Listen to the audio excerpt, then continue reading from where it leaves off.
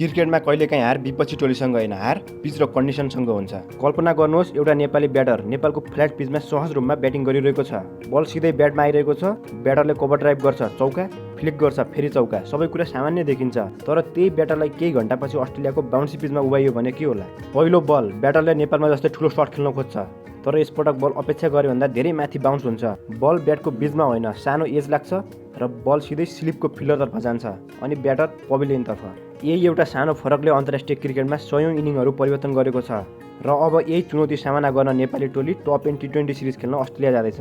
एउटा ठुलो ट्विस्ट, 2028 को टी20 विश्वकप अस्ट्रेलिया र न्युजिल्यान्डमा हुँदैछ। यदि नेपाल त्यो विश्वकपमा क्वालिफाई भयो भने आज अस्ट्रेलियाली कन्डिसनमा खेलेको अनुभव भोलिको विश्वकपमा काम लाग्न सक्छ।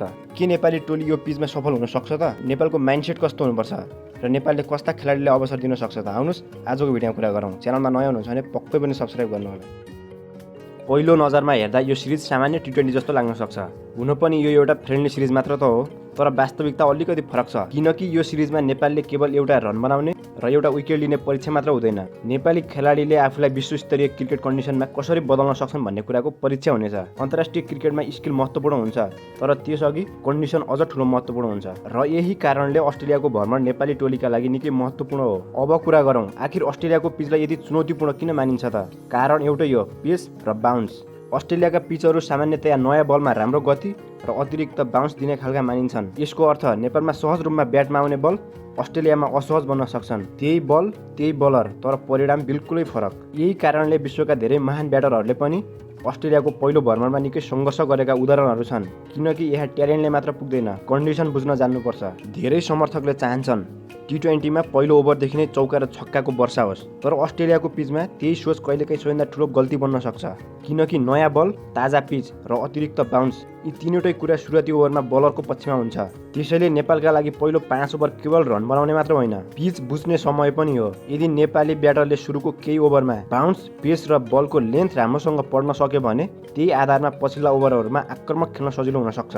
अब कुरा गरौँ खेलाडीहरूको। यस्तो चुनौतीपूर्ण कन्डिसनमा कस्तो स्किल भएका खेलाडीहरू उपयोगी हुन सक्छन् त? यहाँ नाम भन्दा पनि खेल्ने शैली महत्त्वपूर्ण हुन्छ। नेपालका लागि त्यस्ता ब्याटरहरू उपयोगी हुन सक्छन् जसले बललाई अन्तिमसम्म राम्रोसँग हेर्न सक्छन्, ब्याकफुटमा गएर सजिलै खेल्न सक्छन्, छोटो बल विरुद्ध नियन्त्रण गुमाउँदैनन् र पहिलो 10 बलमै ठुलो शट खेल्ने भन्दा पनि इनिङ निर्माण गर्नका लागि धैर्यता राख्छन्। त्यस्तै बलिङतर्फ पनि एउटा रोचक पक्ष छ। यदि नेपाली फास्ट बलरहरूले सुरुमै राम्रो लेन्थ सम्हाल्न सके, त्यही बाउन्स उनीहरूको लागि सबैभन्दा ठुलो हतियार बन्न सक्छ। किनकि अतिरिक्त बाउन्सले ब्याटरलाई गल्ती गर्न बाध्य पार्छ र उनीहरू आउट हुन्छन्। तर यदि बलरहरूले लेन्थ बिगारे, यही पिच ब्याटरहरूको पक्षमा जान सक्छ। त्यसैले यो सिरिजमा एक्जिक्युसन नै सबैभन्दा ठुलो शब्द हुनेछ।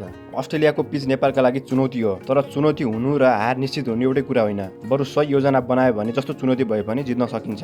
यही कन्डिसन नेपालका लागि एउटा ठुलो अवसर पनि बन्न सक्छ र त्यसका लागि सबैभन्दा पहिला नेपाली टोलीले एउटा कुरा बुझ्नुपर्छ, अस्ट्रेलियामा नेपालले आफ्नो क्रिकेट छोड्ने होइन, त्यहाँको कन्डिसन अनुसार आफूले क्रिकेट खेल्ने हो। टी20 क्रिकेटमा धैर्यता धेरैलाई सुन्दा अलि अनौठो लाग्न सक्छ, तर यही कुरा अस्ट्रेलियामा नेपालको सबैभन्दा ठुलो हतियार बन्न सक्छ। मानव नेपाली ओपनरले पहिलो ओभरमा 2वटा डट बल खेल्यो। सामान्य अवस्थामा समर्थकको मनमा एउटा प्रश्न उठ्न सक्छ, रन किन आएन? तर अस्ट्रेलियाको बाउन्सी पिचमा त्यो डट बल सधैँ खराब हुँदैन। यदि त्यो बल वास्तवमै राम्रो थियो भने ब्याटरले जोखिम नलिकन छोड्यो, ठिक छ, उसले त्यो बल छोड्नु भनेको बाँकी रहेका बलमा आफूले सफलता पाउन आधार हो। किनकि टी20मा प्रत्येक बलमा बाउन्ड्री बनाउनु पर्ने हुँदैन। सही बललाई सम्मान गर्ने र खराब बललाई सजाय दिने ब्याटर नै टी20मा सफल हुन सक्छ। अब अन्तिममा कुरा गरौँ, नेपालले यो प्रतियोगितामा राम्रो गर्न के गर्नुपर्छ? उत्तर केवल राम्रो ब्याटिङ वा राम्रो बलिङ होइन, नेपालले तीनवटै कुरा राम्रो गर्नुपर्छ। पहिलो कन्डिसन बुझ्नुपर्छ, दोस्रो माइन्डसेट बनाउने र तेस्रो बाउन्सलाई राम्रोसँग बुझ्ने र त्यसको सही प्रयोग गर्ने। किनकि अस्ट्रेलियाको पिच नेपालका लागि एउटा समस्या बन्न सक्छ, तर त्यही पिचले नेपाली क्रिकेटलाई अझ राम्रो बनाउन पनि मद्दत गर्न सक्छ। आज नेपाली ब्याटरले अस्ट्रेलियाको बाउन्सी पिचमा गरेको एउटा सङ्घर्ष भोलि विश्वकपको ठुलो खेलमा काम लाग्न सक्छ।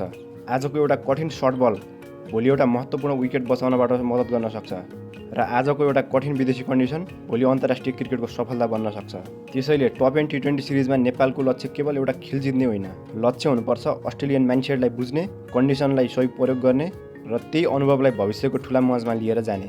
साथीहरू, अब भन्नुहोस् तपाईँको विचारमा टप एन्ड टी20 सिरिज नेपालका लागि किन महत्त्वपूर्ण छ र यो सिरिजमा नेपालले सफलता पाउन के गर्नुपर्छ? आफ्नो विचार अवश्य कमेन्ट गर्नुहोला। भिडियो मन परेमा लाइक र यस्तै नेपाली क्रिकेट न्युजका लागि च्यानललाई सब्स्क्राइब गर्न नबिर्सनुहोला।